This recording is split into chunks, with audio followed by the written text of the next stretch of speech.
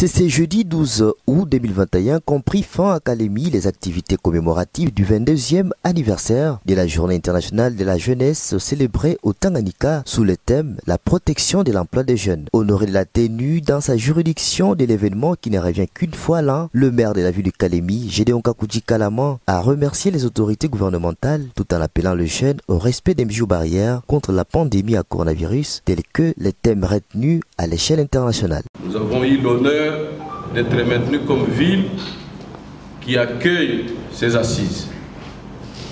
C'est pour cette raison que j'ai salué tous ceux de jeunes qui ont accepté de venir rehausser de leur présence, qui ne sont pas des Kalemi. Au nom de tous les jeunes de Kalemi, moi en tant que premier jeune de la ville, je vous souhaite la bienvenue et je souhaite que ce soit un plein succès le déroulement de ces assises. Je vous remercie.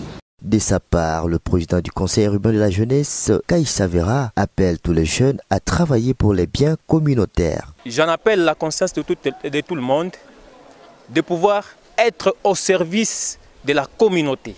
Commémorons maintenant 22 ans comme une journée internationale de la jeunesse.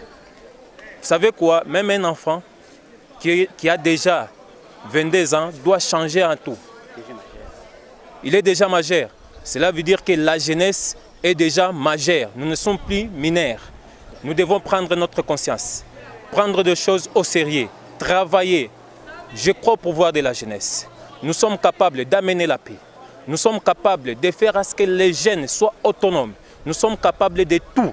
Par ailleurs, d'autres jeunes soulignent bannir le tribalisme et appellent les gouvernants à donner d'abord du travail aux jeunes avant de les protéger, car on ne protège que ce qu'on a, disent-ils. Dire que nous allons protéger l'emploi, il faut nous poser la question si nous avons d'abord cet emploi-là. Il fallait d'abord commencer par apprendre aux jeunes le métier qui devait leur permettre de se prendre en charge et puis les former et les enseigner comment ils devaient commencer à protéger ces métiers-là.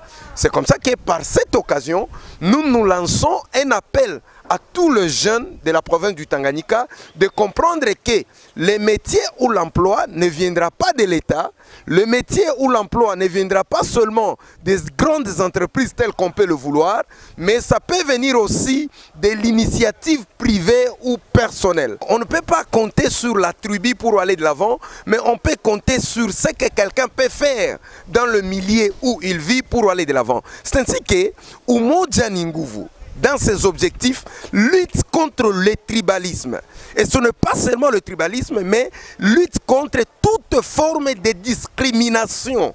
Rappelons qu'un cahier de charge a été déposé au gouvernant dans l'attente de réponses positives.